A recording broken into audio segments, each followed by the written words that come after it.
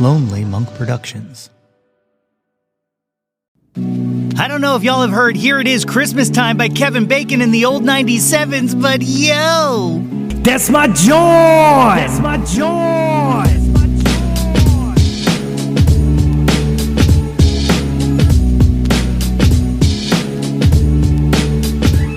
Hey yo, displace the... What's good, friends and family, neighbors near and far? Welcome to a special Christmas episode of the Yo, That's My Jawn podcast. The podcast, website, brand, movement, way of life dedicated to the embrace and championing of your passions. I'm your host, Nate Runkle, a.k.a. Jolly Saint Nate, a.k.a. The Nativity, a.k.a. Nate 3.0, back at it again with yet another episode of the podcast. As always, I hope this podcast finds you all in good health and in good spirits. Joining me today, returning to the pod, straight from the Battle of Rick's Road, it's the Sons of Ferris, nay Ferris. Give it up for my homies DX and James, the brothers Ferris. Dudes, thank you for joining me today on the podcast. Nate, if I may, ho, ho, ho. Yeah, festive, man. How we doing? Merry funkin' Christmas. I love it. I love it. You know, I came up with this idea just for the listeners of putting together a Christmas episode of us talking about our favorite Christmas music. And there was nobody else I would reach out to than the two premier Christmas music playlist creators that I know, James and DX. So thank you for joining me, guys. We are Christmas music people. I think there are two kinds of people in this world. You got Christmas music people and you got non-Christmas music people. And just to give you an idea of the depths of which Christmas music is in our blood as Ferrises, Dave might know this story, but if in case you don't recall it, apparently when I was a real little kid, like maybe 4, maybe 3 years old, me and my dad were sitting around listening to Here Comes Santa Claus, and apparently I just start crying, and our dad looks over at us and goes, "Hey, what's wrong? Why are you crying?" I'm like, the song says he knows if you've been bad or good, and I've been bad all year. Well, you should have behaved better. That's awesome. Yeah. The power of music. I don't remember how it worked out, but you know, our dad, not a sentimental guy, certainly had a romantic streak though, and he liked Christmas. So if Christmas even got through to him, it means something. Yeah, you know, I had a small stretch, and I can pinpoint exactly what it was. I worked in retail where I didn't want to hear another Christmas song for the rest of my life. But I think what it did was make me appreciate really good Christmas music. You know, like it was that I realized it wasn't that I didn't like Christmas music. It was that I didn't like mall Christmas music. And that will definitely show its face here. Though, you know, I'm even coming around on those now because, like, I was putting this list together, and originally I was trying to come up with really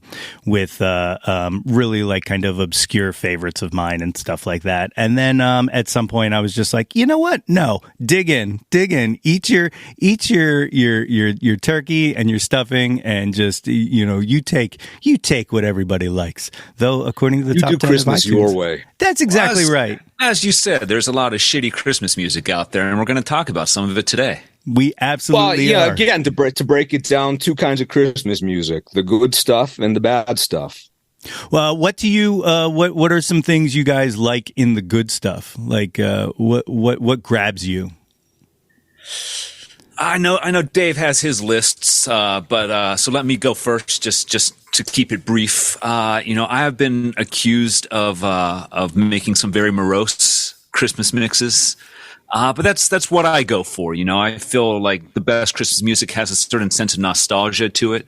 I feel like it's maybe, I don't know if downbeat is the right word, but that's the kind of Christmas music I like. I'm not saying I don't like upbeat Christmas music, but the nostalgic kind of downbeat stuff is the stuff I really gravitate to, and most of my mixes reflect that. Yeah, definitely. Dave? Yeah, I've also been accused of making Christmas mixes that make people cry. But I'm a vibe chaser. That's what I go for. There are many different ways to go about making your Christmas mix. I'm a member of a couple different online groups of Christmas people.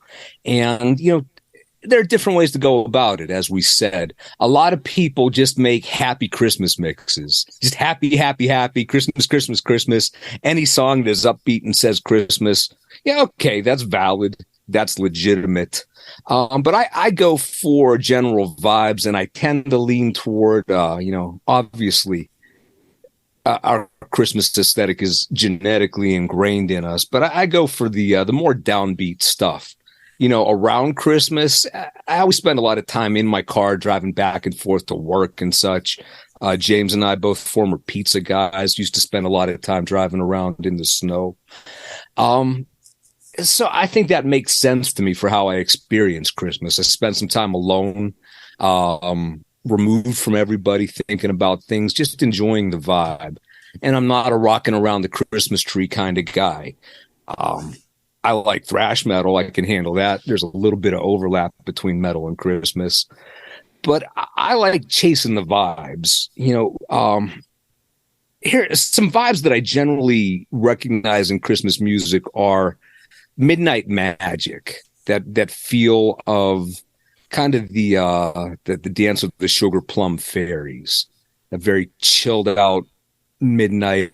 Something is going to happen that is unusual. There's rocking around the Christmas tree. Snow is falling. The kind of Christmas mellow jazz vibe. That's one way to look at it. Country Christmas, not something I'm into, but it's a thing. The church vibe. That's one vibe. I don't do that. Not about the Jesus Christmas so much. And then there's this kind of overlap. What do you have against Jesus? I went to, as we'll talk about when we list the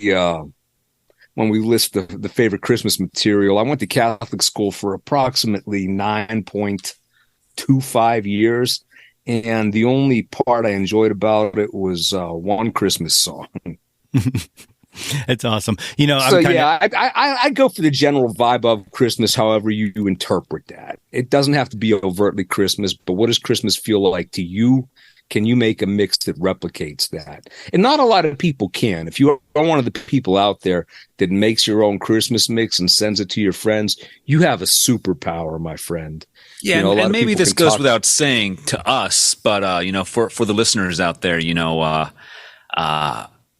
there's a lot of people out there whose entire knowledge of Christmas music is mall Christmas music. And I think we tend to go a little bit deeper, a little bit different direction than what you would hear in the bank, in the 2 weeks leading up to Christmas. Yeah, it's definitely true. For me, like the things that I look for specifically, it's three things, and you guys touched on all of them really, which is nostalgia is big to me, like and not just sounding nostalgic, but also like sense memories. So like I'll hear the song and I'm like, oh, this is what it was like sitting at Aunt Connie's Christmas Eve, something like that. Melancholy. I am all about melancholy Christmas songs, and specifically. The word alone came up a few times. I like a good song that would sound like I would play this on my guitar drunk alone. If I was alone on Christmas, those are like things I kind of dig to, but most importantly, I like fun. Like I like a good fun Christmas song, like something that just kind of bops, I'm not. Some people are into fun, Nate. If you're into that kind of thing, I don't know what to do with you, but go ahead, do you. How many Christmases drunk and alone are we talking about here? There's been a few. Right. I've been there. You don't always have someone there, Here's a question I got for you guys, which is something you guys can specifically speak to, but something that I can't unless we're talking about dogs. Has having offspring, has that changed your appreciation of any kind of Christmas music or? Christmas music, no, but having offspring will permanently shift your perspective on every aspect of your life, including Christmas. Dave, what's the line you say about a Christmas and going to being the behind the scenes guy? How do you phrase it?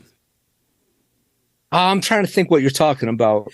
You told me something along the lines of once, like having kids, all of a sudden it shifts from Christmas being something you experience to now you're the guy behind the scenes making the magic for the kids. Yeah, exactly. You're now you go from being Russ Griswold to Clark Griswold. Now you're the guy who is staging Christmas for everybody. You're the guy who has to serve up the music. If you want to make sure you hear Elvis Christmas that year, someone's got to put it on the stereo, and that becomes you as a parent. Yeah, and not really a musical example, but last night we were decorating our tree, and as with Christmas mixes, as far as tree decorating goes, I'm kind of minimalist. I like white lights that don't blink. I like tasteful number of ornaments. And the kids are pulling out every single ornament out of every box and every bag. And the Christmas tree is starting to look like, a whore's Christmas tree of shininess. And, there's part of me that wants to be like, no, stop, that's enough. But then there's the parent part of the brain that's like, no, this is for them. Let them put as many ornaments on the tree as they want. And then we'll let the cat knock them down and make the final decision. More is more. I love it. So, we talked about what goes into things you like in a Christmas song. What don't you like in a Christmas song? What's an instant turnoff for you? I don't like heavy-handed stuff. The kind of stuff we're going to talk about this. I have a list of, it's not complete. I'm still working on it, but I have a list of approximately 16 Christmas genres for songs. And one of them is, would you look at all this Christmas? So not to disparage your boy Billy Corgan, but the Christmas song of theirs turns up in the Guardians of the Galaxy holiday special is just a list of Christmas things. And he's basically saying, Christmas, Christmas, Christmas, and there's Christmas and shit. And over there is more Christmas over there, and there's Christmas stuff, and there's going to be snow and Christmas. So I hate songs that they're just clearly like sitting down, like, we have to write a Christmas song. Let's run down the list. Yeah. James, how about you? I mean, to quote Supreme Court Justice Stewart when speaking about pornography, I don't know what it is, but I know it when I see it. Mm-hmm. And I don't know if I could point to like any particular element of Christmas music as a whole and say, this is what I don't like. But I know something that I do like, and I know something that I don't like. Very uncharacteristically, one of my all-time top favorite Christmas albums ever is Josh Groban's Noel album, which is all classical Christmas tunes. Josh Groban is who he is. He's an acquired operatic type singer. If you would ask me if that's something I'd be into, I'd probably say no. But as I said, that's one of my favorite Christmas albums ever. So yeah, I know what I like and I know what I don't. With all art. Yeah, I mean the test for all art. Well, there's a rule about it. You have your prescriptions for it, but does it work? Yeah. And if it works, well, yeah, you can do that. Was it Andy Warhol that said art is what you can get away with, or was that somebody else? We'll say it was him. Yeah, we'll say it was him. But, looking at what actually constitutes Christmas, if you look at Christmas movies, there are a few variations on this list out there. But there are 5+ core elements of a Christmas movie. And as you mentioned immediately, one of those is nostalgia. As a parent, I used to be a really hardline Christmas guy, like no Christmas at all before Thanksgiving. Don't say the word. Nothing. You can go to jail for that. Yeah. And New Year's Day, it's over. We'll give you that week grace period. And that's what it used to be like. But then when you have kids, I let that go. Probably leads to Nightmare Before Christmas. But when you have a 2-year-old kid and it's October and she wants to listen to Christmas music, okay. At this point now I'm enjoying Christmas. It's not about me anymore. But so Christmas movies, number one is nostalgia. And so much of Christmas is stressful, but when you look back at it, and you're going to discover this as a parent, the real joy is in looking back at it. It's all stressful at the time. Taking your family to the amusement park is not necessarily fun as it's happening, but then you look back a year later and, okay, that was fun. So having survived it, nostalgia. Element number 2, Christmas magic, reindeer, Santa, whatever.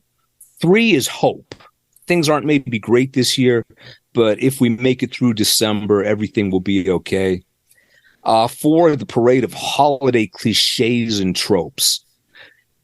Christmas, you got to have a Christmas tree. You got to have snow. If not snow, then the glaring absence of snow is in itself a plot device, et cetera, et cetera. 5, this kind of ties in with the whole motif of Scrooge redemption. Maybe you haven't been great, but Christmas is a big time to turn it around.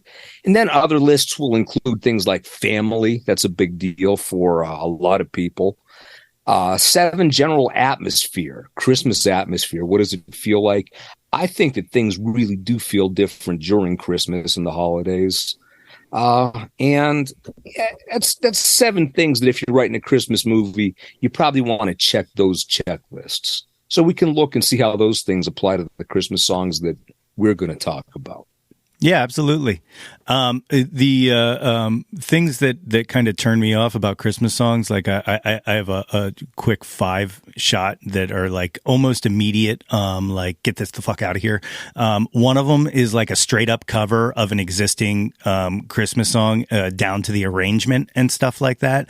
Like, just if you are just doing like a cookie cutter, like, okay, and now I have to do this song and then this song on your Christmas album, then like I don't have time for Christmas is you also. Right, exactly. You know, like especially if it's like a teen pop singer kind of over singing things, that drives me absolutely nuts. But also on the arrangements, a janky arrangement, if you're just changing things up and you're taking the soul out of a song, then I also don't have time for that. And I know that it's a thin line where I'm like, hey, do something different, but not too different that pisses me off, you know? But that's, hey, that you stepped up to this challenge, so now you must answer to it. You know what I mean? Generally speaking, anybody that has ever performed on American Idol or been in a boy band or was in the teen pop realm during the 90s has never produced anything worthwhile in terms of a Christmas album or song, except Elliot Yamin did do a really good version of This Christmas, originally by Donny Hathaway. Now, Kelly Clarkson. I was just going to say. Go ahead, take it. Yeah, what's it called? Underneath the Tree by Kelly Clarkson. That's been sneaking into my head all season this year, and I know that like it came out in like 2013 or something like that, and it's taken a long time, but I feel like that one's got a little bit of legs behind it. Yeah, I feel like that one is gaining ground on All I Want for Christmas Is You. Yeah. I don't think it'll ever overtake it, but I think that is definitely the best pop Chris song since, for my money. Yeah, sure. Another one that I can't stand is "Don't Be Too Fucking Precious" with your Christmas song. Like I just don't. I don't have time for that in fucking anything. And movies, film, you know, like music. I just don't. It never clicks for me. Number 4, Pentatonics. Don't be Pentatonics. I can't take them at all. So if they're involved in a Christmas song, get me away from it. And then the last one, which kind of ties to the Pentatonics, is corny shit that thinks it's cute. I have no patience for that. And that I also call the Jimmy Fallon category, which is just like that snowball fight song that he did fills me with rage. He did one last year with Ariana Grande and Megan Thee Stallion about wearing a mask and stuff like that. I'm like, just the fucking step back. Yeah, if we start going through my list of grievances with Jimmy Fallon, we'll be here all day. So cool. Well, his name's going to come up. His name's going to come up in this next section because I wanted to use that as a segue. What's your least favorite Christmas song?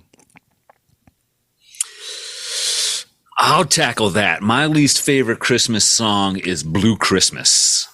Oh, I cannot stand any version of that song, whether it's the Elvis Presley version or the Elmer Fudd version.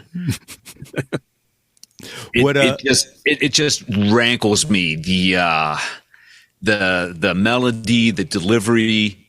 I don't know. Maybe there's something specific about Elvis's voice, and that like.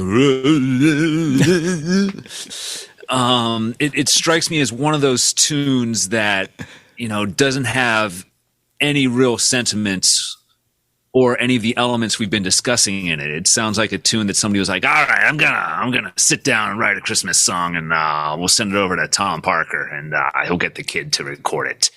So yeah, least favorite Christmas song, Blue Christmas. Let me ask you this, James. Have you heard the Donny Irish version? I have not. Well, there you go. How does it always come back to Donny Iris with you? Donny Iris. My least favorite one is the Little Drummer Boy. And number one, it's a stupid song. Number two, it's a bad song. Number three, it's annoying. Number four, fuck that song. But it's a basically incorrect, flawed premise. I don't buy it. The Little Drummer Boy, like Mary has just given birth to Jesus out in the animal pens. She doesn't want to hear some little asshole drumming, and it's another great example of an unreliable narrator. It's from the point of view of the Little Drummer Boy. Imagine that, like you and your fiance, future wife, you just had a kid, you just had birth, out in the back somewhere in the shed, and there's some little asshole drumming. Like, lay it off, kid. Like, let the little baby Jesus sleep. And as I said, unreliable narrator. It's all the Little Drummer Boy saying, yeah. They were into it. They were into it, man. They dug it. Even they told me. Look over. I looked at like the sheep, the donkeys. They were nodding their head too. They were into it, man. What about the David Bowie, Bing Crosby version? Well, David Bowie and Bing Crosby can do whatever the fuck they want. They also brought some original content to it. But generally, if I were there, if I were involved with it, that song would have been over real quick. Yeah. I absent the Bowie. But I do like that version, James. You're right. Yeah. But you're right, because it does start like it almost sounds like he's copping pleas right from the start, because he's like, come, they told me, okay? They told me to come. I'm sorry I brought my drum, but they said they wanted this. Going not to cut you off, Nate, but just to touch upon what Dave said, I can see that a lot of times a song I may not give a shit about is dependent on the arrangement. Mm-hmm. So he doesn't like Little Drummer Boy, but David Bowie, Bing Crosby, all right, yeah. Well, I do like that version. I'm saying the guy in the song, clearly an asshole. Self-obsessed artist has to take the birth of Jesus and make it about him. Like, yeah, a savior was born, and I was there, man. I was laying it down for Jesus. Mm-hmm. It's not about you, bro. Reason for the season. My least favorite song, and before I reveal it was a toss-up, but this one kind of necked it out, because like I really don't like The Most Wonderful Time of the Year by Andy Williams, specifically that version, because like I said, it sounds like The Mall to me. Like that is the quintessential Mall Christmas song to me. And also, it's not always the most wonderful time, asshole. Some people are struggling. But anyway, like it's like he's slapping you in the face. What if it's a blue Christmas? Yeah, exactly. Listen to Elvis. He's telling you. So kind of a non sequitur here. Maybe this isn't the right place for it, but it just popped into my mind. So I used to have my own little business converting vinyl to CD back in the day before everybody had their USB turntable. And the number one album I would see all year was this traditional German Christmas album called Christmas on the Rhine. And I would get it from maybe 10 to 15 different people every November and December.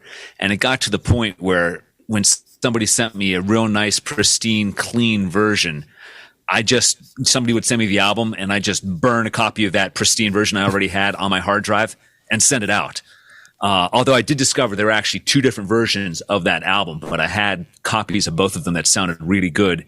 People would send those to me and be like, which version is this? Version B? Okay. Burn out, right out the door. What were some of the joints on that? It's all instrumental. It's traditional Christmas songs. I'd have to look it up to tell you exactly what they were. I forget if there was anything specifically German, but you'd recognize some of the joints on it. But yeah, look it up. Christmas on the Rhine. I gotta check that out. You mentioned instrumental. I don't know if this really holds water, but it's part of my operating theory here. My Christmas genre number 13 of 16 is instrumental, which I know inherently doesn't make sense, but I have it there anyway. Yeah, no, I dig a good instrumental. I mean, like one of my favorite Christmas, the top 2 Christmas album of all time to me is the Charlie Brown Christmas album, and mostly the instrumental tracks are what sends me on that. But my least favorite Christmas song of all time is "Wonderful Christmas Time" by Paul fucking McCartney. Fuck that song, and mostly because sonically there's something in the delay that I say is lazy, but it doesn't match the tempo of the song, and it sonically like affects me. Like I hear it. And it like repulses me. Like it actually repulses me. To the point, this is how bad it is. I prefer the Jimmy Fallon a cappella version, which actually made me like revisit the song and go, oh, it's not the song that I don't like. It's just that recording. But I just learned last night that Paul McCartney makes $400,000 a year on that song alone. Which made me hate it even more. So there we go. That is my least favorite Christmas song. And I'd be remiss to not mention the Monkees did a cover of it as well. So I'll backing up just a little bit to assert my credibility as a fan of Christmas music. I once wrecked a car because I was in such a frantic frenzy trying to get Do They Know It's Christmas off the radio. And in retrospect, maybe worth it. Worth it. So when I say I'm serious about Christmas music and talking about like the visceral, urgent need to get it away, I understand that. Yeah. Funnily enough, I also wrecked a car before Christmas once, except I was listening to Public Enemy at the time. Which album? I forget which album. It's the one that has Can't Do Nothing For You, Man. Which was the track that was playing at the time. I respect that.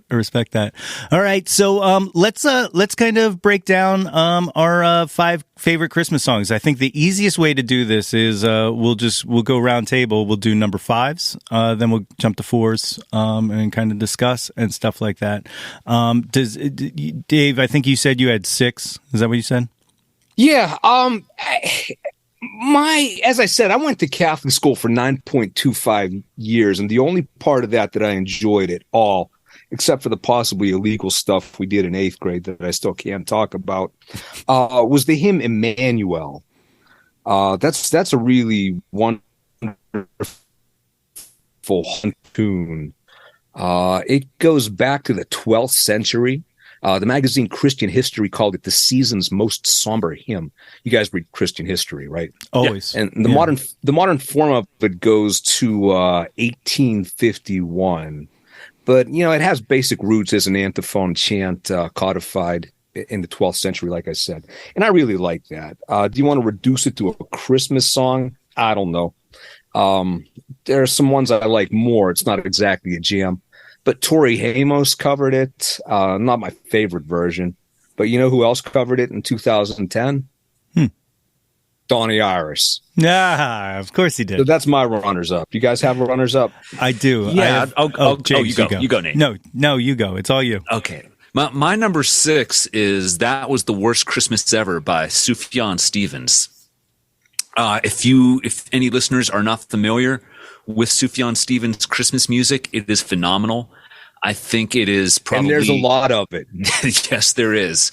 I think he's put out like 5 or 6 different EPs and one collection of everything on those EPs, and it numbers up to like 125 tracks. Not all of them are 4 to 5 minute songs. Some of them are just brief instrumentals, but there's definitely a lot of them. But if you're not familiar with it, for my money, Sufjan Stevens has done some of the only relevant new Christmas music of the last 25, maybe 50, maybe 75 years that I think will still stand the test of time.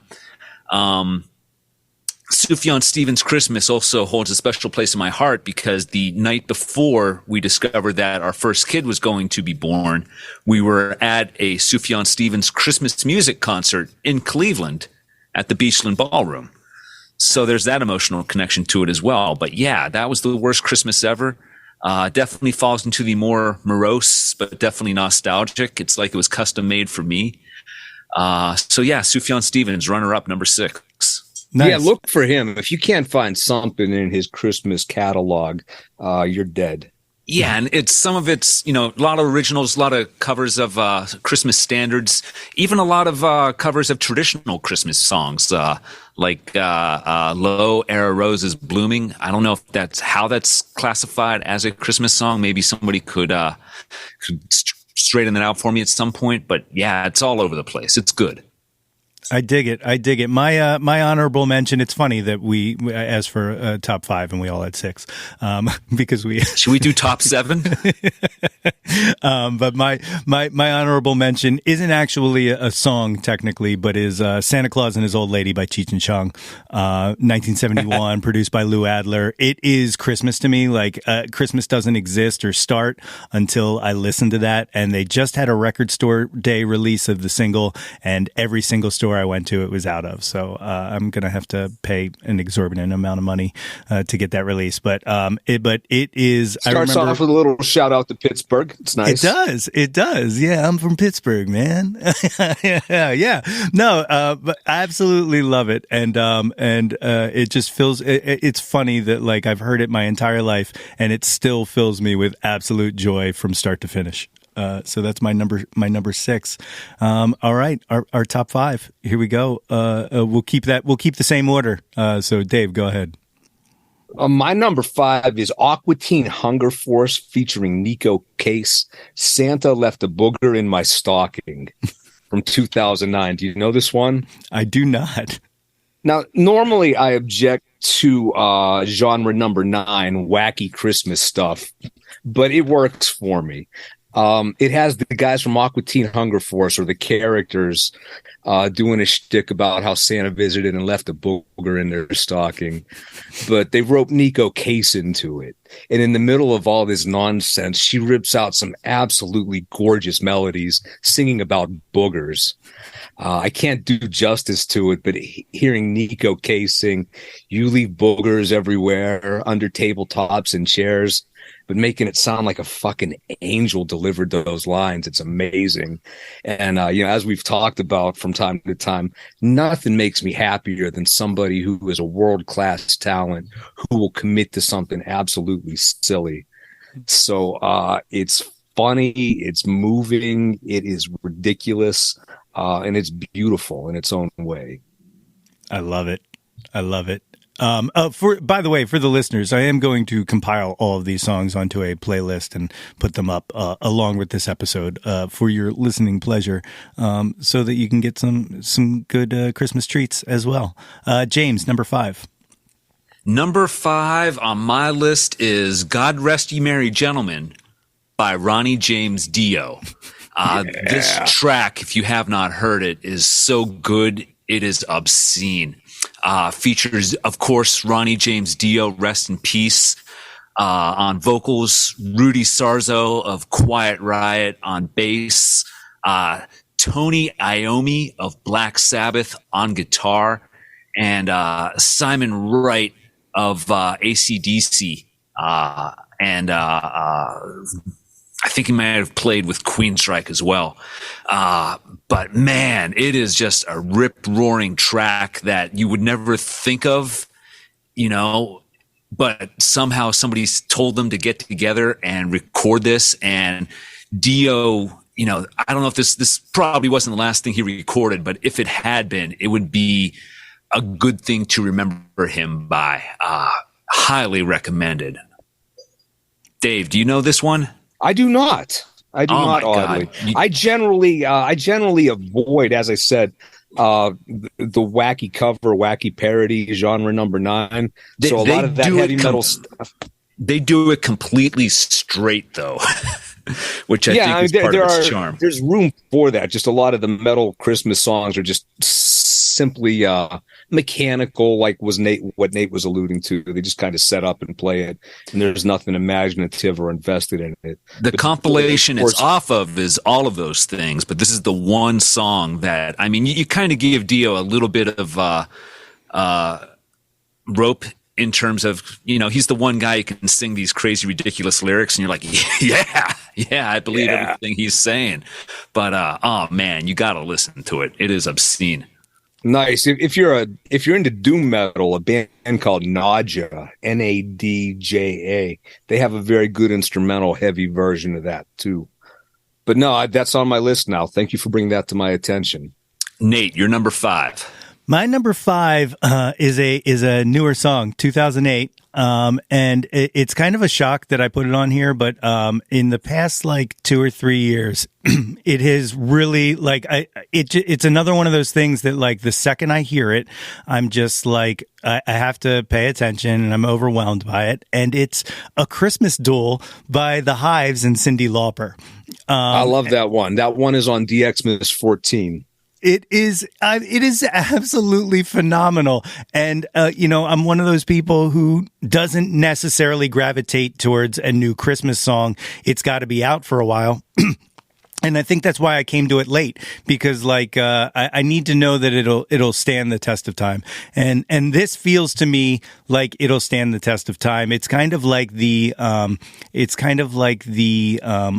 me, the upbeat version of Fairy Tale of New York. It's like taking the melancholy out of it and replacing it with the fun.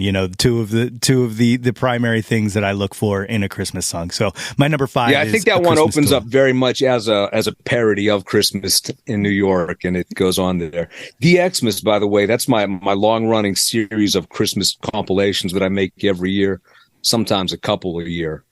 And DXmas 14 is F period Christmas. You can imagine what the F stands for. But that is a collection of songs that willfully take it out and just piss all over Christmas.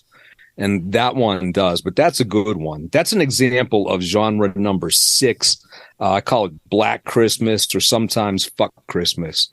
But we might not want to use that kind of language at Christmas. Done. Number 4. For me, it is, we can agree we don't like covers just done for the sake of doing covers, but something about this one really takes a song and reinvests it with an energy and a sonic quality that the original never had. I love Big Bad Voodoo Daddy's 2004 cover of Mr. Heat Miser. One of my favorite songs, period. It has an absolute heft to it. It gives the original some bass that was never there in the first place. It exists since 1973, 74 from the special A Year Without Santa Claus. And it just, I love it. It's fun. It makes me happy. I love it. Adding that weight on a cover that's pretty much straight up, even though that's something I said I'm not really into, is Buster Poindexter's Is That You, Santa Claus? Kind of the same thing, yes. Which is pretty much just straight up, but for some reason, it just hits. It hits. So, just because I set those rules doesn't mean that they need to be followed, right? Yeah, it makes it sound modern without trying to make it sound modern. Exactly. Not playing it too fast with electric guitars, and just gives it what it needs. How come Jon Favreau has never put Big Bad Voodoo Daddy in a Marvel movie or a Star Wars series on Disney Plus? What's that guy's problem? I feel like after James Gunn put old 97s in the Guardian special, it was like he dropped a punk card, and now Favreau has no excuse. That's right. So my number 4, I never discovered this song until last year, but it is Let It Snow, Let It Snow, Let It Snow by Dean Martin. It comes in at only a minute 58 seconds, but it is a minute 58 seconds of just pure Christmas joy. It is led by this 6-note glockenspiel riff. I don't know if you can apply the term riff to a glockenspiel, but it is hypnotic. It just goes on throughout the song. There is no fat on this bone, man. He goes in there, he does the song, minute 58, bam, you're done, leaves you wanting more. It is fantastic. All Dean Martin Christmas stuff, really good. Yes, 100%. All right, so my number 4 is a Christmas staple, and immediately just sonically makes me think of Christmas. It's Sleigh Ride by the Ronettes, from A Christmas Gift for You by Phil Spector, 1963. Comes out same day Kennedy's assassinated, flops. I did not know that. Yeah. Flops. And then, fast forward is one of the premier Christmas albums of all time. The thing I like about it is first of all, I love the song Sleigh Ride as a former band geek. Because it was just always fun because there's so many different cool sounds in it. But I feel like we get a very early sleigh bell in here, which becomes a staple of Christmas music. Plus that kind of wall of sound approach that has been aped by so many people after that album came out. Specifically, and this is why this is at its position where it is because it also birthed Christmas at Ground Zero by Weird Al, his Christmas album or a Christmas song from 1986, produced by Rick Derringer. So it's my way of backdoor putting 2 songs in number 4. So there you go. Is that the original version? Of the song itself, or yes. No, it is not. Okay. And that is Christmas genre number 15. Anything with sleigh bells or a reference to Christmas in it is automatically a Christmas song. So I Want to Be Your Dog, sleigh bells in there. It's in there. Well, here, that's one of the questions I was going to throw out to the group. What are your favorite non-Christmas Christmas songs? Songs that are not specifically Christmas songs, but you associate with Christmas. And what is your supporting argument? Funny you should mention that. Christmas genre number 14 is atmospheric instrumentals that are unrelated to Christmas, but still work. This is an overlap with the Midnight Magic kind of feels. So my examples of those are DJ Shadow's Midnight in a Perfect World. Just feels like Christmas Midnight Eve. If you don't know that song, it's the one song that This American Life uses to set the mood for everything. So if you listen to This American Life, whether you know it or not, you know that song. Do you guys know that one? Do not know that one. I don't. It's a good one. But when you make the This American Life reference, then I probably do know it. Yeah. Mark Mothersbaugh, Snowflakes from the Rushmore soundtrack. Snow. There might be some sleigh bells in there. That works. From the soundtrack, the score to the first Terminator movie, Conversation by a Window. It's the very slow, romantic version of the Terminator theme that doesn't kick in until about halfway through. That works as Christmas music.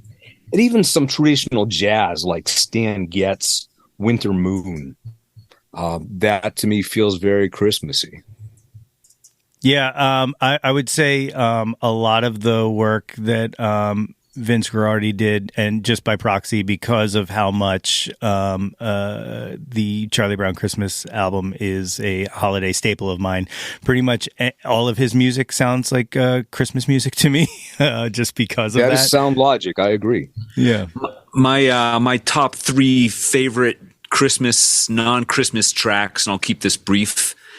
Venus Stopped the Train by Wilco or Jay Bennett, depending on which version you're going with, does make a mention of Christmas in the song, but it's decidedly not a Christmas song for most people. it is for me. Well, some people will tell you that Danzig's The Hunter, where he says, "I'll light you up like Christmas," which is actually a cover. But some people would say that's not a Christmas song. But if it's not a Christmas song, why would you say Christmas? Why would he say Christmas, right? Number 2, Come Away With Me by Norah Jones. That was one of those songs that was in heavy rotation the first year I started compiling my first serious Christmas mix. And a couple of those tracks off that album made it onto there. So ever since then, I've just associated Norah Jones with Christmas. Shout out to her Christmas album, which came out, I think, last year. Yes. Maybe.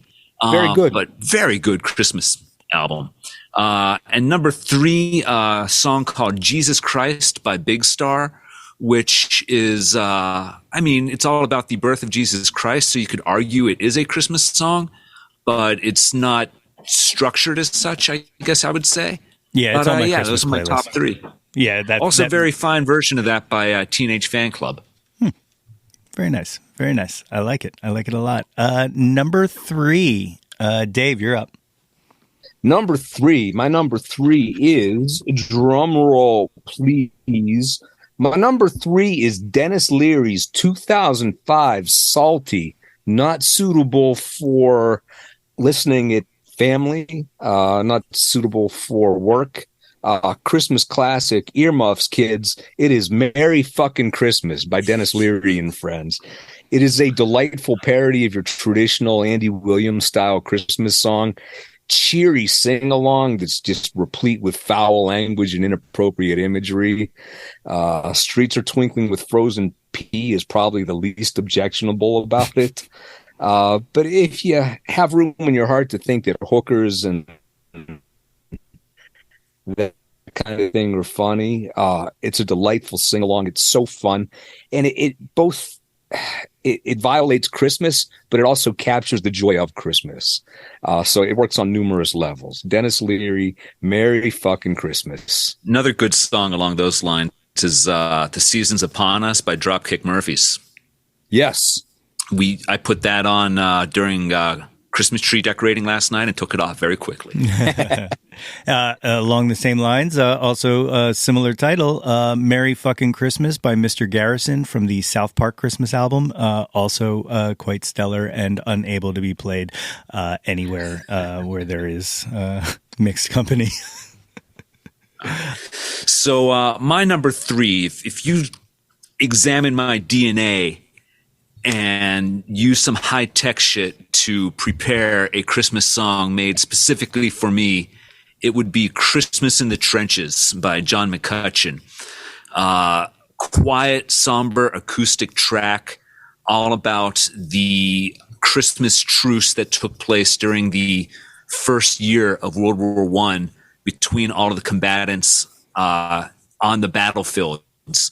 So just to give you some backstory on this, for a long time, nobody was sure if it had actually happened or if it was just a story. But the first Christmas during World War I, on Christmas Eve, the combatants all stopped shooting at each other for a period of up to a week in some places, went over the top of the trenches and just wished each other a Merry Christmas and played soccer, football for our European listeners, exchanged gifts, exchanged addresses, and it was documented. People wrote about it in their diaries. It really happened. And one of those, it's just one of those Christmas stories that, really gets me every time. And I think about that. And that's just one of those things that I really associate with Christmas in general. And I hear that song every year, and man, it just hits me something fierce. Human spirit. So how about Paul McCartney's song "Pipes of Peace"? Also about the same incident. Not as good. It's the human spirit. Very weird because that story always fascinated me. And there's something similar that happened during the Revolutionary War, actually minutes from my house, shortly after or during the Battle of Germantown, October 6th, 1777. General Howe had a dog. Okay. And it got out and somehow crossed over the lines into the American side. And and we captured his dog, and a bunch of the soldiers wanted to like kill the dog and send it back and stuff like that, and George Washington wouldn't allow it. Had Alexander Hamilton sign a letter, sent it to Hal, and they had a ceasefire so that Washington could return Hal's dog to him. Which is just absolutely hilarious to me. It's like, okay, let's not kill anybody here. Let's get this man his dog back. Like, compare that to George Washington attacking the fucking Hessians on Christmas morning, 1776 in New Jersey. Hey, we've all seen John Wick. We know how bad things can go if you think you're going to get a leg up by killing somebody's dog. Very true. Very true. I mean, history would be very different if we had done that, believe me. My number 3, corny as it may be, is actually a live recording, and it's Bruce Springsteen and the E Street Band, Santa Claus is Coming to Town. It's another one of those things that just fills me with absolute joy every time it comes on. Recorded CW Post College in Brookville, New York by Jimmy Iovine and Tom Panuzio. And I just found this out that it actually wasn't released until 1982, and it was released as part of a Sesame Street compilation entitled In Harmony 2. Really? Yeah. And when did they record it? 75. Wow. Yeah. So, I'm not sure if it was getting radio play or anything around there prior to it being, but the actual first release was 82 on that Sesame Street comp, which also has like the Doobie Brothers and stuff like that and all. And I'm like, damn, I got to track down this compilation. Sounds pretty cool. But I love that track. And it was a staple growing up on WMMR in town, and when I talk about nostalgia, that one just kind of puts me in the back seat of the car on my way to my aunt's house for Christmas dinner every time I hear it. So that's my number. Yeah, 3. even being a couple years older than you, I don't know a world without that song. Right? Like it's always been there, and it's so successful on so many levels. I mean, it's a good Bruce song. It's a good Christmas song. It captures the spirit. You could argue for covers in general being their own Christmas thing. Yeah. The and I will point out it's not out yet. It will be out by Christmas. I think it comes out right before Christmas, but 3 of the offensive linemen of the Philadelphia Eagles, Jason Kelsey, Jordan Mailata, and Lane Johnson have recorded a Christmas album produced by Charlie Hall of War on Drugs, and they do a phenomenal Santa Claus is Coming to Town that actually brings in a bunch of the players talking about what they want for Christmas in the intro, and it's absolutely stellar. So be on the lookouts for that. I would be kicked out of Philadelphia if I didn't mention it. So. Dave, number 2 on your list. Number 2. This is last time I checked, it was not widely commercially available, but you can get it for free on the internet. Is the 2015 cover by the Drive-By Truckers of "I Believe in Father Christmas." In 2015, they covered this song originally by Greg Lake of Emerson, Lake and Palmer, the classic prog rock group, who released that song in 1975. And they do it as not much slower, but a slower, chill version, unplugged. Just has a nice drone in the background. Really gets to me. That song never grabbed me before that version, and something about that just made me stop in my tracks and pay attention to it. And it's one of the songs that really comes to mind. Wonderful, wonderful version. Again, they recorded that for the AV Club when they were doing a series of cover songs and Christmas cover songs over the years back in the halcyon internet days of 2015. If you don't know it, take a look. Take a look.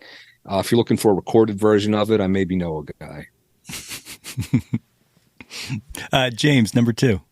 My number 2, again, another song that was made for me, just for me. Grateful for Christmas by Hayes Carll. Quiet, acoustic, pseudo country song starts off with him talking about Christmas as a kid, when it's him and his parents and aunts and uncles and cousins, and then he goes through different Christmases throughout the years, and finally by the end of the song, it's just him and his mom, and they're the only ones left. His wife is gone, everybody else has died, and he's still singing about how he's grateful to spend Christmas with his mom. I love it. And it hits all my buttons, man. It hits the nostalgia vibe. It hits being sad. It hits Christmas. And oddly enough, I saw Hayes Carl play in Maryland maybe 10 years ago. And I was late getting to the show. And as I walked in, they just started playing that song for me. Nice. So... That's beautiful. And as a side note, you just reminded me, apologies to Paul McCartney. You are not the worst Christmas song ever. I forgot about fucking Christmas shoes. Fuck that song. I fucking hate that song. Yeah. That was number 2 on my list, actually. I mean, what are we going to say about that Patton Oswalt didn't already? Exactly. My number 2, is that where we're at? Number 2. Number 2. Yeah. Is number 2. Poop. Poopa. Is Donny Hathaway's 1970 This Christmas. It is sonically the most perfect representation of Christmas with your family to me. It is absolutely stellar. And better than the Elliot Yamin version? Yes, better than the Elliot Yamin version. As a matter of fact, that was what I was just going to say is people should really just stop trying to cover it because never works. It never works at all. It's kind of like my old Thou Shalt Not Cover the Beatles playlist that was shortly followed up by But If You Do, This Is How You Should Do It playlist. But yeah, I want to say you should never try to cover This Christmas, but maybe prove me wrong. Maybe it's just nobody's done it right.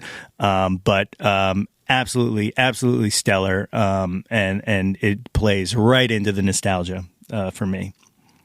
That is one of those songs that I somehow miraculously just never noticed until a couple of years ago. It somehow avoided me and then one day it was there and I find out it's this 40, 50-year-old Christmas classic. Well, and it's another. I think music does that. I think sometimes music hides from you until you need it or until you're ready for it, and that's part of the Christmas magic. It's another one of those songs that didn't do anything when it came out. And I think it was. I can't remember what year it was that they did it, but they added it to a soul compilation in like a 68 soul Christmas compilation, put it back on as a bonus track maybe like 10-15 years ago, and that's when it really started picking up again. So like the fact that you missed it is probably due to that. Like it wasn't successful, and then all of a sudden it was, and now it's like, like I said, it's my number 2. Like it's up there. I think that's something that only recently started to get traction in white markets too. That probably also 100% true. In fact, I've decided I'm going to add a Christmas genre here. I'm going to make nostalgia its own thing. So we're up to 8. Okay. Yeah. No, it's definitely true. So before we go on number 1, another left field question. What is your favorite non-Christmas Christmas movie, Nate? Probably. So this is hyper specific, and there's nothing Christmas about it. Well, maybe there is, because I seem to remember this being on your list of Christmas movie things. Is Empire Strikes Back makes me think of Christmas, and it's because I had exactly the snow. I had a very long-running tradition that I kind of fell off on, which was I would always wrap presents on Christmas Eve to Empire Strikes Back playing in the background. So that's probably my favorite. But now, if you're talking like kind of in the Die Hard sense of non-Christmas Christmas, no. Okay.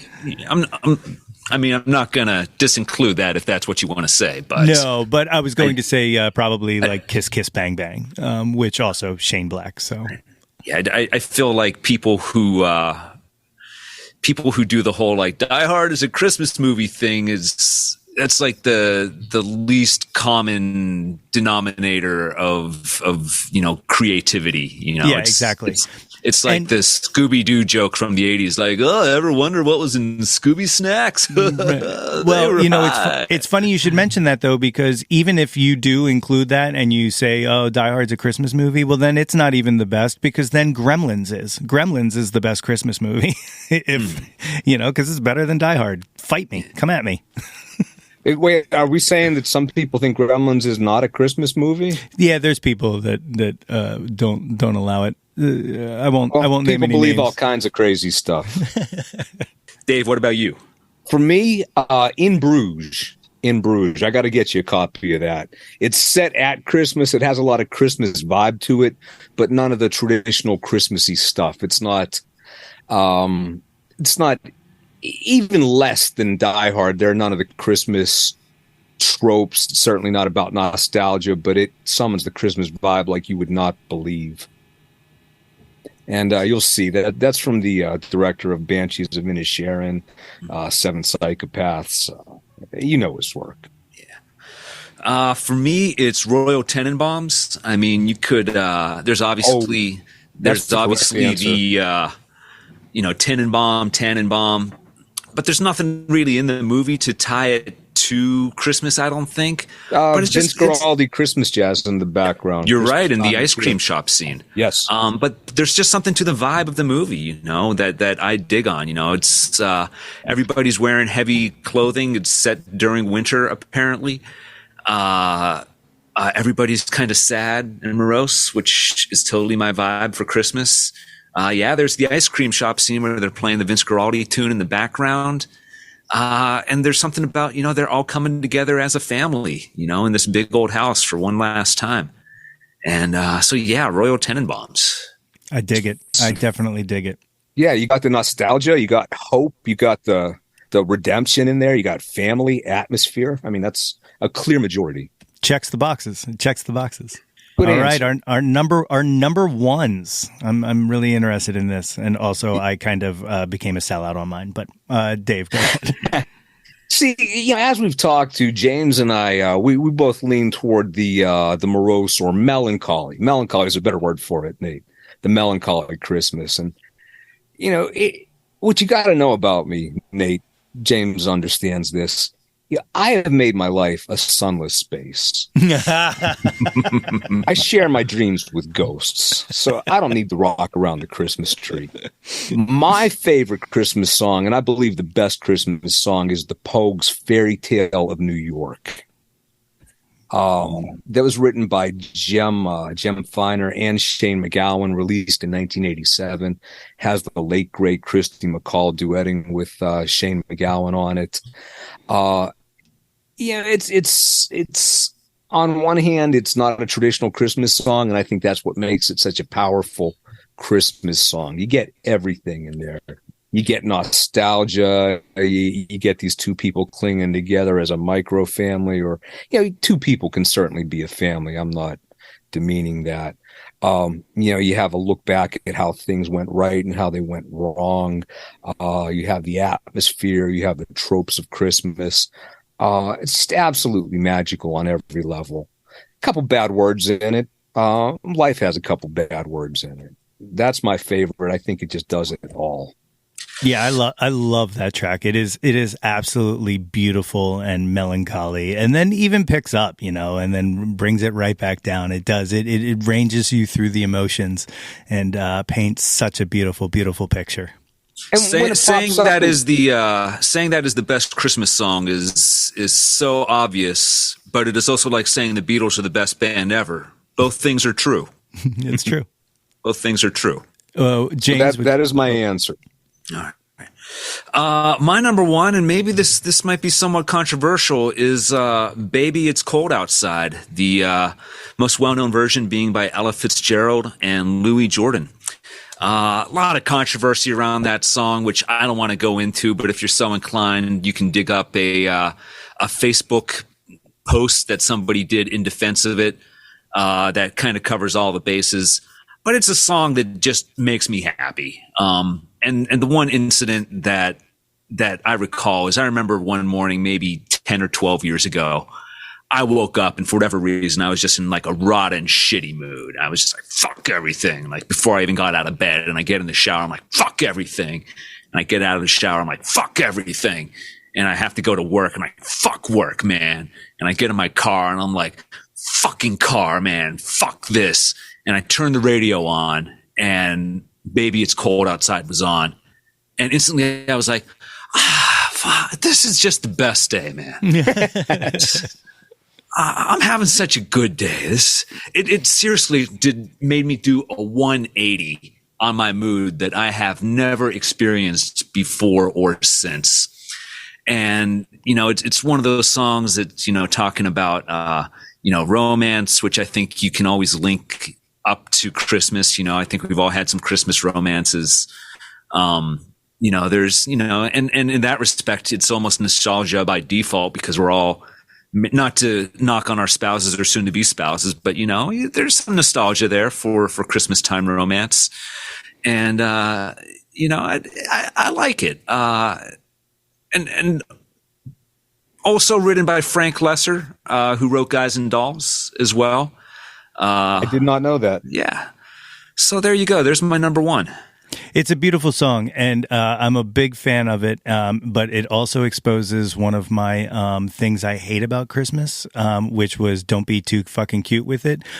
When people do covers of that song, 9 times out of 10, it makes me want to punch somebody in the face. Like the Zooey Deschanel one's awesome. I dig that. But like when people like gender flip it or do any kind of cute shit with it, I'm like, get out of here. She and Him Zooey Deschanel version or the Leon Redbone version? The Leon Redbone version. Get out of here with that shit. Okay, because the She and Him version does flip it. Yeah, exactly. That's what I'm saying. Get out of here with that shit. So the Louis Jordan and Ella Fitzgerald version is definitely my number one, but my number two version of that song, and I didn't know this existed until Dave's youngest daughter hit me to it last year. There's a Mac Miller, Ariana Grande version out there on Mac Miller's old SoundCloud account. Yeah. And she told me about that. And I was like, what? No, I wouldn't know about that if it existed. But sure enough, it is out there. It is fairly faithful to the original version, albeit a little more downbeat. So again, like right down my alleyway. At the time, I was going through like a big Mac Miller phase as well. So it was kind of like, you like Mac Miller? Here's Mac Miller doing your favorite Christmas song ever, kid. So it was just one of those magical things. So shout out to Dave's youngest kid. She's a cool kid. That's awesome. That is my awesome. Here's a version of it. If you're uncomfortable with the sexual dynamics of it, there's a wonderful version from I think 2011 by Donald Faison and Zach Braff of Scrubs fame. That is hilarious and irreverent, and that's enjoyable with no kind of questionable aspects to it. I don't think. Kind of feels like it's leaning towards my Fallon thing there, but I'll give it a listen. It's good. Nate, I'll set you up.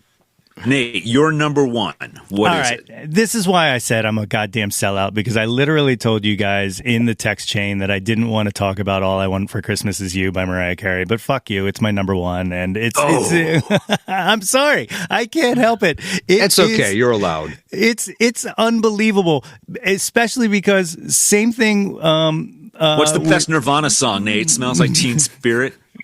No, it's about a girl. Actually, it might be Slither. Don't ask me my Nirvana thoughts. You know I'm going to get something you may not know about Heart-Shaped Box is. But it comes out in 94.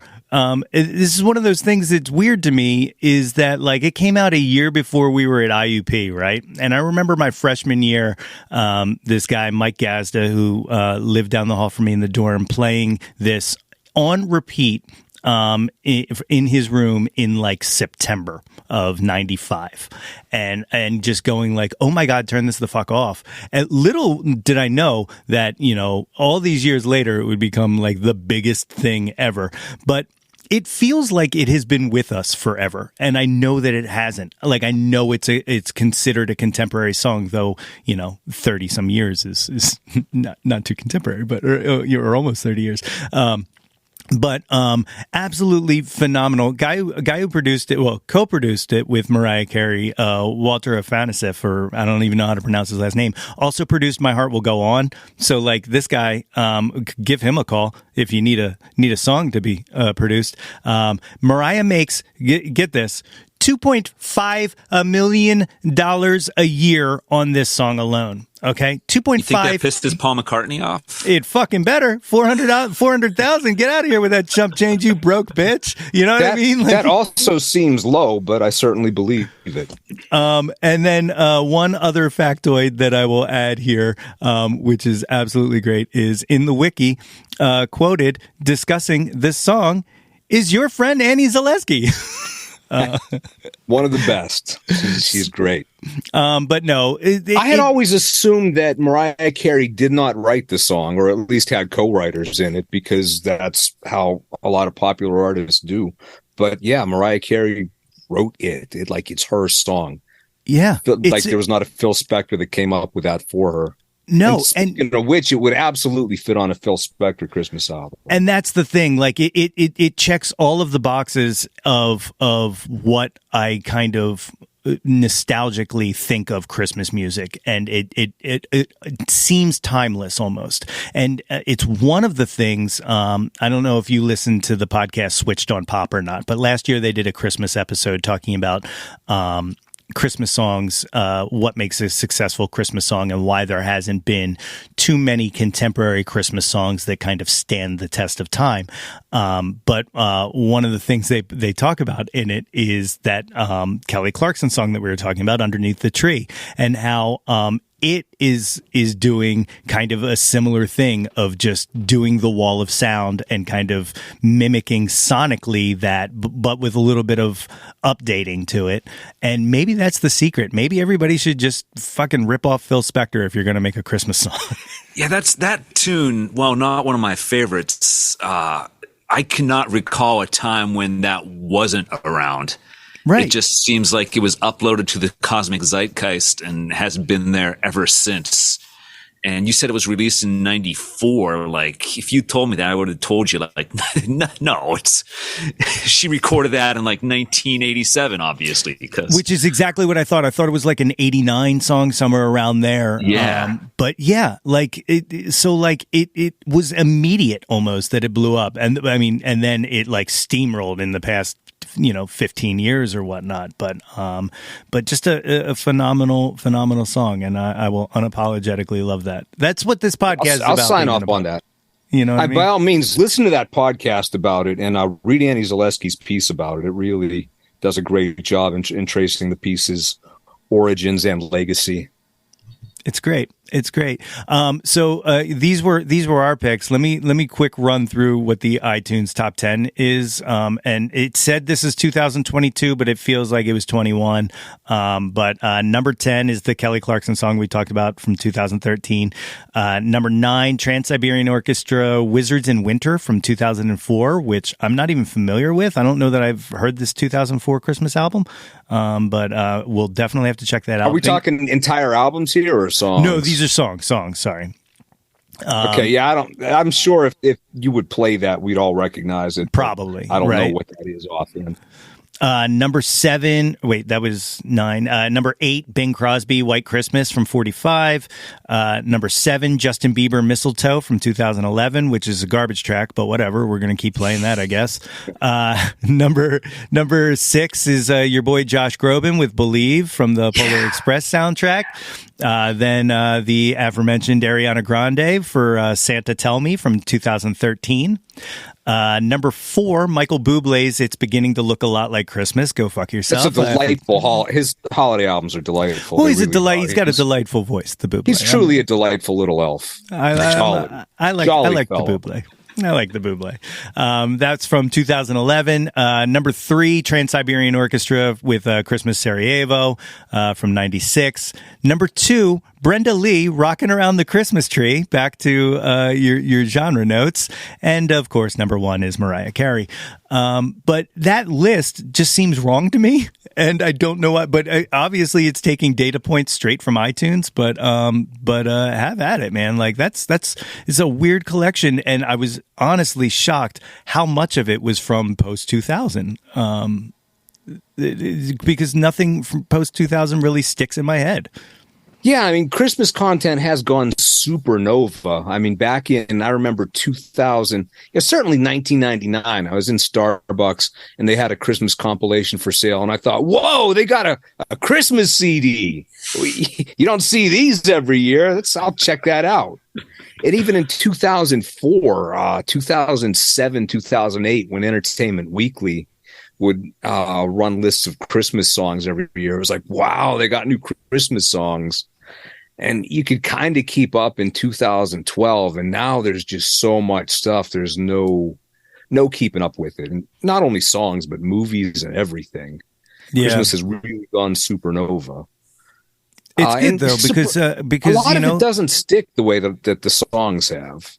Well, and that's kind of, I just feel like the new norm is that everything is so disposable that as soon as it's out, it's forgotten. Even things I love, things I appreciate, there's so much content being dropped that it's hard to kind of revisit things because there's no time. Like I'm so far behind on everything, you know, albums and shows and movies that it's almost like on to the next one every single time. So like on the subject of completely disposable content, if you have Amazon Prime, Casey Musgraves has a Christmas special, like a half-hour Christmas variety special that I think dropped last year, that is completely inessential, but is also an absolute delight. I will have to check that out. That sounds phenomenal. I'm really excited to check out this Jimmy Fallon notwithstanding this Dolly Parton special that she has coming out, because I feel like Dolly could make a new classic. I feel like she's Dolly, you can do better than that. Yeah, you can do better than Jimmy Fallon. Yeah, I was right here. You could have called me Dolly. You know. So are there any other songs that you want to give a shout out to, Christmas or otherwise? I was just going through some playlists from years past, seeing if there were any hidden gems that I missed. Freddie Johnston of Bad Reputation fame, he does a spectacular cover of Have Yourself a Merry Little Christmas. That again, I did not know that. Oh my God. Oh, dude, you got to listen to that right now. But yeah, that's one of those tunes that hits all my Christmas buttons again. He just did a Thanksgiving Eve live stream on YouTube, and sounds absolutely phenomenal. So check that out. Shit, I'm gonna have to track that down. Song that has the word Christmas in the title, but is not really a Christmas song. Christmas Card from a Hooker in Minneapolis, which was originally by the great Tom Waits, but Nico Case makes it her own. She does the definitive version. Oh, I did not know that either. And here's one of those tracks that everybody knows that Dave will get behind me on, that I think will bring a tear to anybody's eye. Same Old Lang Syne by Dan Fogelberg. Oh, yes. Oh, yes. I trigger warning, the Backstreet Boys just recorded a cover of it. No, they didn't. It's on their Christmas album that just dropped. No, they did not. Like last month. Yeah. You're making that up. That's Thanos snapping his fingers and making things happen. So yeah, there's 3 songs I'll throw out there. Dave, you got anyone? Man, I'll tell you. I have all on one playlist here. I have almost every edition of all 28 DXmas's, and it's a list of 830 tracks, if not songs. I try not to overlap or reuse Christmas songs that much. So I'm flipping through the tracks here. There's so many. I think another instant classic from a couple years, or you got to excuse me, I'm in the parent time frame here. When I say a couple, I mean maybe a dozen. But from a few years back, an instant classic is Sia's. I always say her name wrong. Sia. Yeah, Sia. I think you're right. Yeah, Sia. Ho, ho, ho. As the kids say, absolute banger of a song. Just tremendous Christmas, irresistible, slaps hard, goes hard. I like it. That's a great one. Something a little bit more obscure, a song by Little Jackie called Mrs. Claus, I believe. Let me get the exact attribution on that as I'm clicking through.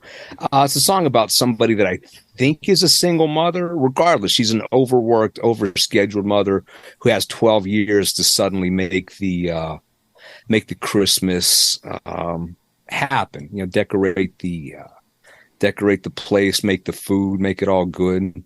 Little Jackie, Mrs. Claus. Where is it? Here, while you're looking for that, I'm going to shout out Frightened Rabbit. Scottish rock band.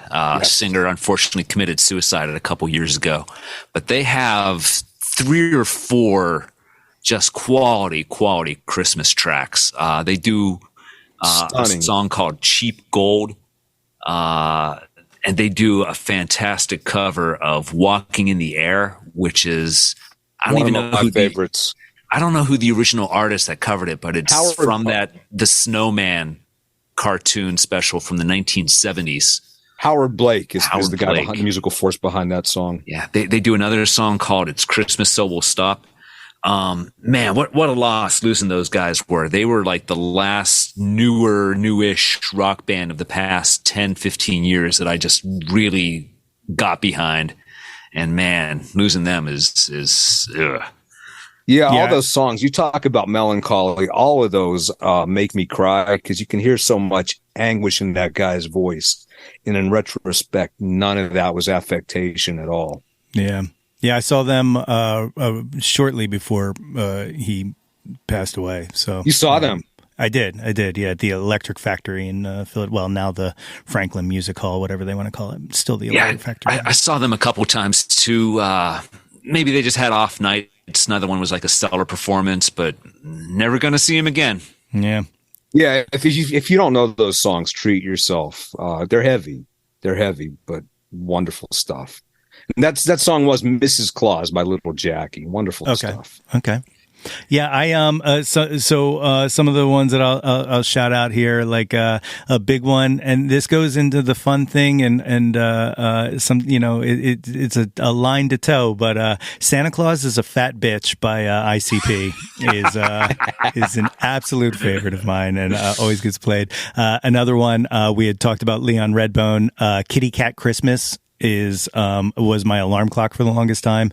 Don't know that one. Oh, check that out. His Christmas album is really, really great. The good, like, kind of island vibes to that. And then Big Bulbs by Sharon Jones and the Dap Kings. Absolutely phenomenal. And this one is maybe a little sus because it's a former guest of mine from the show. But Pearl Charles and her boyfriend Michael Ralt do a cover of Christmas Must Be Tonight by the band. That is absolutely killer. And will, make a bunch of playlists, moving forward in my future. And then, I can't listen to it anymore, because it doesn't really make sense, but, Can't Stop Christmas by Robbie Williams, his pandemic Christmas song that I sent you guys the other day. That was stuck in my head for, the entire 2020 Christmas season. So yeah. Those nice. Are hey, let me, speaking of people out your way, we talked about this one privately, Nate. Brittany Ann Tranbaugh. Yes. Her Christmas flannel song, the Christmas flannel song. If you need a brand newish Christmas, it's been around for a while, but if you need a newish Christmas song, nice, wonderful acoustic Christmas song, Brittany Ann Tranbaugh, the Christmas flannel song. It's awesome. It's good. It is so awesome. There's also another Philly artist, Suge Daniels, does a cover of Santa Baby that I think she dropped this year. That is also absolutely stellar. Check that out. Hey guys, it's Huey from the Fun Loving Criminals. How you doing? What's up, Huey? How you doing? Hey, I'm doing all right. Hey, Dave. I'm sorry we left out Christmas by the Side of the Road. We were going to get That's what I was going to say. Why haven't you talked about my Christmas song? Off the Huey and the New Yorkers album. I mean, come on, Christmas classic right there. Huey, I'm sorry I missed those shows also. No, fuck those guys. They're not the fun-loving criminals. I'm the fun-loving criminals. Well, I had a good time at the shows there, Huey. I don't know what to tell you. Yeah, we're going to talk later, you and your brother both. So what do you got? What do you got on deck, Dave? You got anything coming out? Man, I don't have anything new coming out, but I do have a collection of my Christmas comic strips So just go to Amazon and look for Suburban Metal Dad Compendium 2, Christmas Sevenfold. Collects 7 years of Christmas and holiday strips. It's basically Christmas Vacation with a lot of cursing and some magical realism. That's awesome. That is awesome. Definitely check that out, people. Guys, you got anything you want to say to these fine folks listening to this show before we take it off? Now, I know Dave's Christmas music compilation for 2022 has already been thrown out there. I don't even know if I'm going to do one this year. Traditionally, I kind of wait for the vibe to catch me and I go with it from there. Most years I do one, some years I don't. Sometimes it's not finished until December 24th. But if I do drop that, I'll send that out to you and maybe you can send it to everybody. Yeah, I'll post links to that. Yeah, I'll send you a link to the Spotify version of mine. This year's is DXmas 28 in the bleak midwinter. And if you're a Netflix person, you should know what that means because it does mean that. I love it. Those will be up in the show notes as well with the songs we talked about here today and all that good stuff. You can find the show notes attached to this, or you can of course always follow us on the socials at Yo That's My Jawn. If there is a social, we are there, and you can visit the website at www.yothat'smyjawn.com for merchandise and all the goings on and links to every episode of this podcast. And hey, while you guys are there, why don't you sign up for the mailing list? And then that way you can get all the notifications sent to your inbox and you don't have to do any work whatsoever. Don't trust the algorithm, people. Sign up for the mailing list. The algorithm will hide stuff from you. The more you want to see it, the less likely you are to see it unless you're on the mailing list. If you like Paul McCartney, you'll also like the Beatles.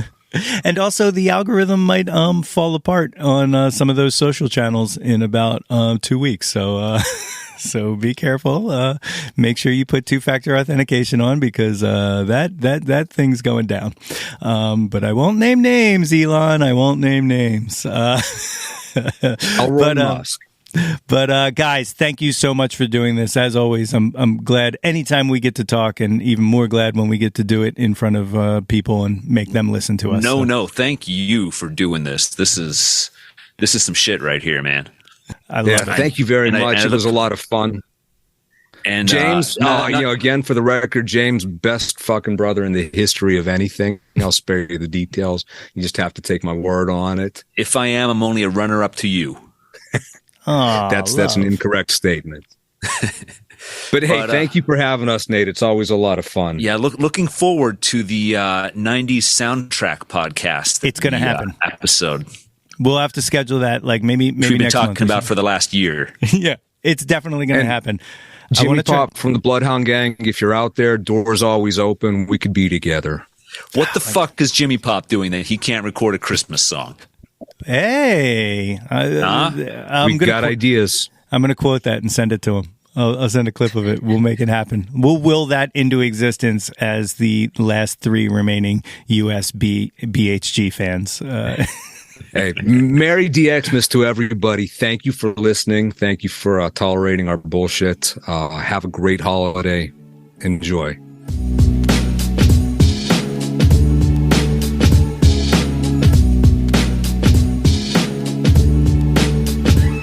Hey, yo, displace the guilt. Yo, That's My Jawn is a Lonely Monk production written and produced by yours truly, Nate Runkle. Theme song by Phil Tyler Music featuring Nate 3.0. Special thanks to Fox Run Brands, DX Ferris, Andrew Scott, Natalie Runkle, and the incredibly brilliant and wickedly stunning Katie Daubney. If you or anyone you know has any ideas they would like to share or any guests they would like to hear on the podcast, please feel free to reach out to us at yothat'smyjawn@gmail.com. Or you can leave an audio message for us and possibly hear yourself on a future episode by visiting anchor.fm/ytmj/message. Until next time, be sure to displace the guilt and embrace the pleasure and shout to the world, yo, that's my Jawn.